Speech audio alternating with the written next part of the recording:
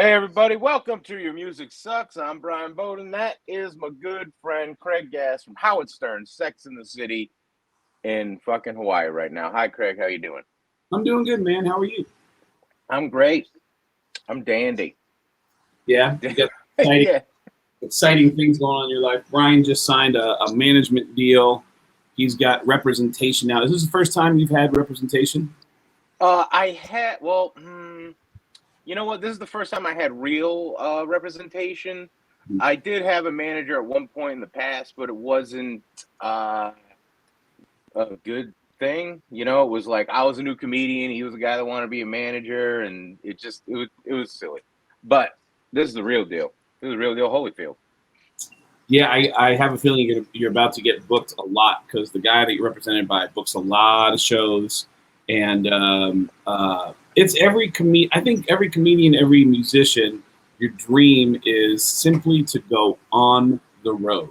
There's such a magical thing about being on the road. I think musicians still to this day, like if I have a casual conversation with musician friends and I go, "Oh yeah, man, I won't be able to make it because I'll be on the road for a couple weeks." It's almost like I've had some musician friends almost make it like a pissing contest, like, yeah, I'm going on the road too, you know. And it's like, all right, cool, you know. Like I wasn't saying it like humble bragging. I was just saying, yeah, I'm going on the road. I don't know. I'm not. I've changed. I've changed. I used to be big on the road. I used to love going on the road, and I do. I do love going on the road. I think I look at it differently now. See, this is the reason why I brought it up. I bring up the topic because I feel like, especially since the pandemic, you have said many times that the pandemic was perfect for you, that you didn't want to be around people, so you're totally okay being. I loved it. It was. I want another lockdown. I want 24/7 lockdown. So now you got a guy who's going to put you on the road a lot, which again, comedians love that. Comedians like to be able to get out and do some shows, and you're not feeling that excited about traveling and oh no. I'm excited. I'm excited about the travel, and that's why I like I'm with Stand Up Global. I'm with Stand Up Global now. That's what I signed with, and that's why I do like it because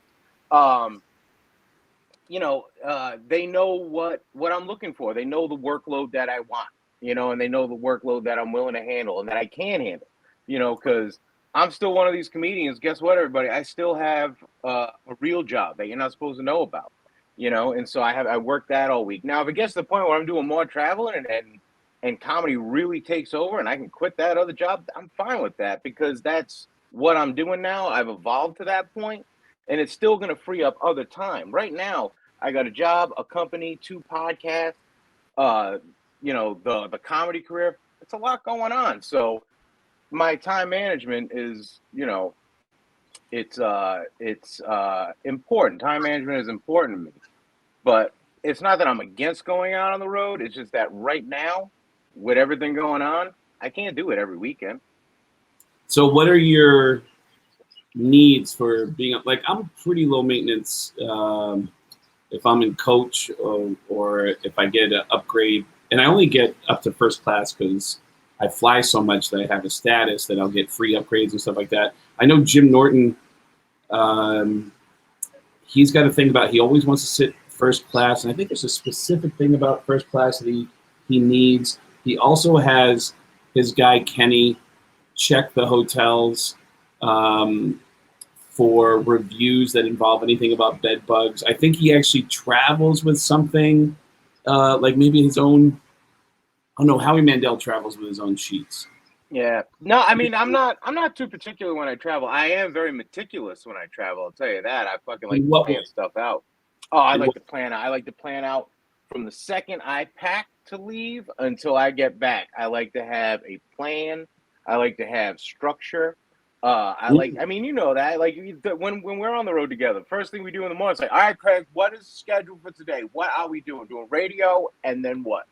And then what? Breakfast, and then another radio. Okay, and then you're gonna want a nap, and then we're gonna wake up from the nap, and then we're gonna do some work, and then a nap, and it's like I like to structure out the day. All right, so I got a question for you because I don't think we've ever had this specific question. You just describing yourself as being structured just made me realize Brian must hate being around because I am not that structured. Does it drive you crazy to be around me when we're traveling together? No. It doesn't drive me crazy. There are times when there will be a sudden shock in my brain when something comes that I'm not expecting. But if it's like, all right, we're gonna go to the Guns N' Roses concert. I know from the time we leave the hotel until the time we come back, that's it. Whatever, I'm just following Craig. Whatever Craig does is what I'm gonna fucking do. I'm just gonna follow you around. So it's not that bad. But I can't think of a time where I was like, oh, what the fuck? Oh, the time we went to go get ice cream and you made me walk 1.5 miles to the Haagen-Dazs when the Ben & Jerry's was closed. Was that in Bahamas? No, it was in Florida. Oh, yeah. Oh, wait, the Bahamas day. That was an aggravating day, too. Well, nobody. I forgot about that day. We didn't know how long of a walk it was going to be. That was the first time I ever heard Brian go, hey, you know what, guys? Just do what you want to do. I'm going to stay right here. And it was a really hot day. That was Corey Taylor went inside the Atlantis resort, and he's swimming with fucking dolphins. We stayed outside that time and just tried to find the Wi-Fi. We tried to find the Wi-Fi. Right. We tried to find the Wi-Fi, and we were doing a lot of walking in some really sweaty weather. And then a year later, Brian and I came back right into the Atlantis and went into the water park because we got hooked up to go into the water park. Yeah, but stanky. Yeah, and but yeah, I never even thought about that. But yeah, traveling. I don't know. I still have this love for traveling 20 years later of traveling. I still love being able to get out and stay in a hotel for a week, and even all the work that's involved in promoting every morning and getting up and doing every radio and TV station in town, which is how I usually. Yeah. Oh! Don't get me wrong. When it's coming up, I love I'm doing. When I do the Vegas weekend, I have it planned out. I know the casinos that I'm going to want to hit up. I already have meals planned that I want to eat. I'm gonna try to go to the NASCAR race when I'm out there. It's planned out. I'm looking forward to it. I can't wait to do it.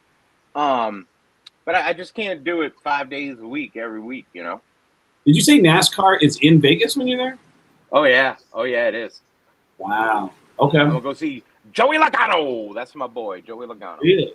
Well, the whole point of Your Music Sucks is Brian and I are best friends. We love each other. We've known each other for over 20 years. The only thing we don't see eye to eye on is music. So once a week, we send each other one of our favorite songs, and the other person breaks it down for us. I sent you a Styx song, and you sent me an Ice Cube song. Do you want to go first? Sure, I'll go first. All right. I sent you a Styx song called Renegade. First question, before you get into it, have you ever heard this song before? I have. Matter of fact, me and my buddy used to have this as like an anthem. We used to listen to this shit all the time we went out. Yeah, because we used to like the movie Billy Madison. In the movie Billy Madison, he gets shit-faced and listens to this movie. And then me and my buddy John used to just get hammered and listen to Renegade. Yeah. Wow, no shit. Okay. Now here's the thing: I have never I've never broken down Renegade. I've always listened to it. I always thought it was a fun song. But then I started reading the lyrics, and I thought, I'm like, wow, this is some pretty dope shit.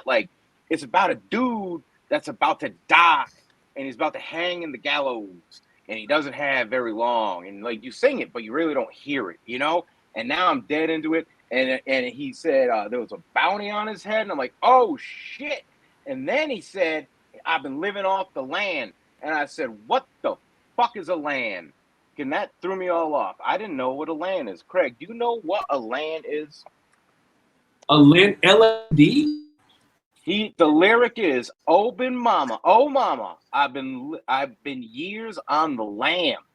L-A-M. On the lam. Oh yeah, L-A-M, like on the run. On the lam. On the run? I Googled it. That's not what it is. That's not what it is. L-A-M is a disease. It's a disease called, and I don't want to fuck it up, lymphoangionomatosis. I'll spell it out for you. LYMPHANGIOLIEOMYOMATOSIS. Brian. Lymphomyomatosis. LAM for I'm short. sorry to do this. That is not the definition you're looking for. I'll spell it out for you. That is one possible definition. It is not the one you're looking for. The other definition said it was a hit, but I kind of like it. Like, then I started thinking maybe he is living with the disease, because now it makes sense. Like, if you listen to it as a disease, it makes sense. So now whenever I hear Renegade for the rest of my fucking life, all I'm going to think about is this dude living with lung disease that affects women of childbirthing age. Because I Googled all that shit. I feel like a goddamn physician right now. I feel like I have my fingers up Styx' bum. I can absolutely see that. And but On the Lamb is... Did you look up the word lamb or the phrase on the lamb? No, the lamb. Lamb. L-A-M. You got to look up the phrase on the lamb, and I believe it will say on the run, but yeah, on the lamb. But anyways, so the song starts out, you start getting into it, and once you realize he's full of disease, what do you think of the rest of the lyrics? I thought it was great. It was fun. Nice. It's a good fucking, well, now that I know, that, you know what, I just Googled on the lamb, and while you were asking me that question, it threw me for a loop, but yeah, in the fight, especially from the police. All right, so I like it now that he's back to being a badass bounty hunter on the run, and he got caught and he's about to die. It kind of reminds me of AC/DC Bag, that Fish song. Yeah. So that's I feel like this song you would like, because I feel like there's kind of a jam in the middle, right? Yeah, man. I mean, I like the jam in the middle. I like the darkness that it has. Like, I never knew how dark this song was until today. Yeah. You know, and something about a dude that's being so badass that he knows he's about to die and just doesn't give a fuck. And like his one last concern is like, just, hey mom, don't worry about me, you know? And like that's fucking pretty dope. So I'll give this song a solid 5. I'll give it a 5 because I like it. I'll give it a 5. I'll give it a 5 for fun purposes. But wow, dude. and I'm giving it a 5 because whenever this song comes on now, I'm going to tell people, you know that line, living on the lamb? You know what the lamb is? It's a disease. It's going to be a little conversation starter. And you're going to have the whole word so you can like pronounce it and then spell it out for people. Yeah, so I got it right here. I wrote it down. Look at all those letters in a row. Lymphoangiomatosis. Lymphoangiomatosis. I don't know why, but I feel like you should be covering one eye when you're looking at it and then covering the other eye and do it an eye test. I love the idea. Lymphoangiomatosis. That's amazing. The reason I sent it to you is I just saw Styx a couple weeks ago in Las Vegas. Styx had a mini run residency. I'm really sad that I'm not going to be missing Brian in Vegas. Brian's doing a weekend of shows at the Plaza coming up. And Vegas is going to be my home for the next year. And I'm not going to be around. I'm going to be on the East Coast doing sets up in New York when he's out there. And Styx just did a residency, a mini run of like 5 or 6 dates at the Venetian. And they end with this song. And Styx has always meant so much because they were first concert. And that show just really galvanized me. It just felt like, oh, man, there's a fucking whale right up there. Oh, man. There's a whale right out there in the ocean. By the way, I'm staying out here in a resort that can only produce hatred from people. But Styx was my first concert, and that song Renegade to this day still holds up for me. It's their encore song. It's what they end with, and the place just goes fucking. Oh my God! Look at the whales. You see the whales out there? Oh man, he's starting to come up. But I'm gonna try to. I feel like the whales have been flying out of the water and doing backflips. They've been really, really playful out here. It's horny. When I come out here for my birthday, it happens to be whale season for the month of February. Anyways, Monday. Yeah, I'm glad that you liked it that much. You sent me an Ice Cube song, "Good Day" by Ice Cube. Yeah.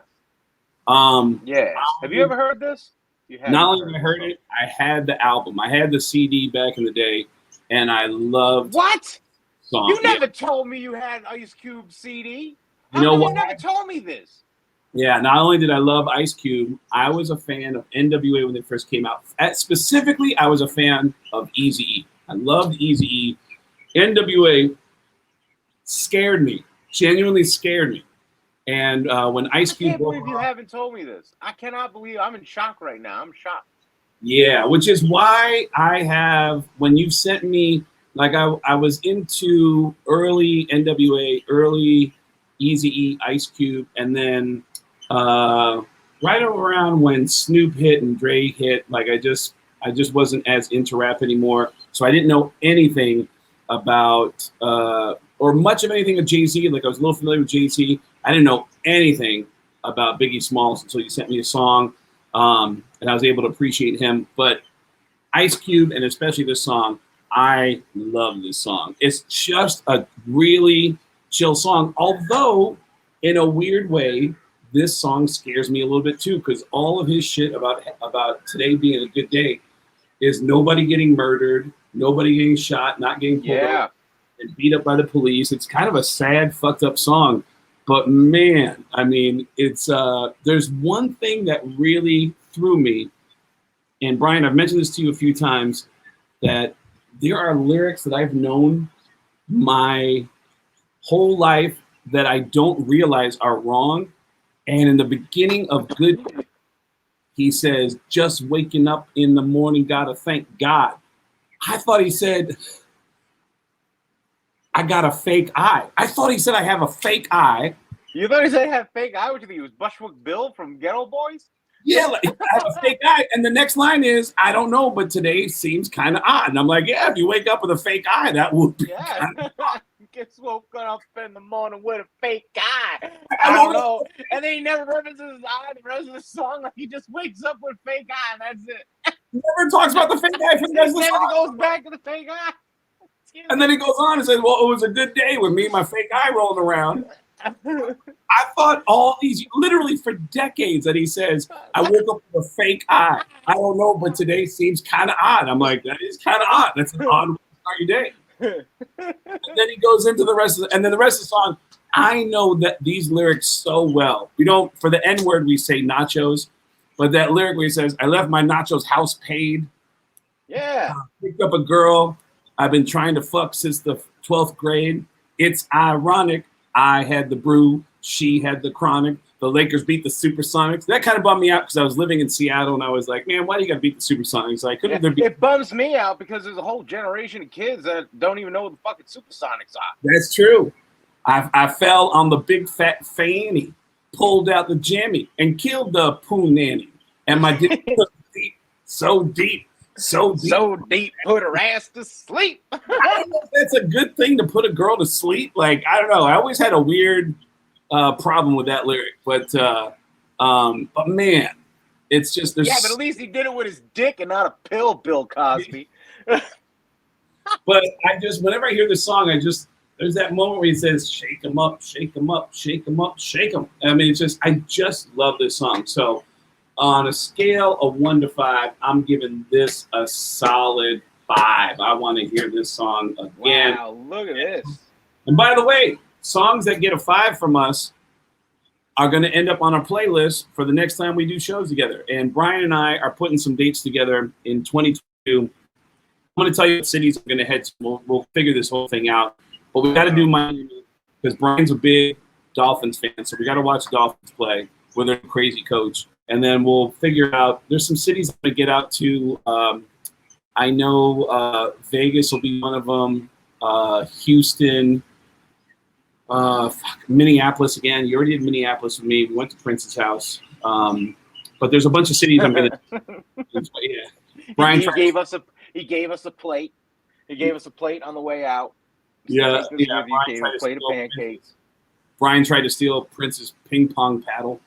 And but we'll figure out some cities. But when we travel, this is going to be our playlist that we're going to actually play while we're driving around, from Top Golf to whatever restaurant is feeding us that night. Probably a Wahlburgers or a food court or a pizza place. Or a what is the place with the Cheesecake Factory? Remember when we watched? Cheesecake Factory is another one. Yeah, we'll figure it out. Yeah, we walked out with a bunch of cheesecakes. We'll figure it out. But Brian, when people want to see you, where do they find you?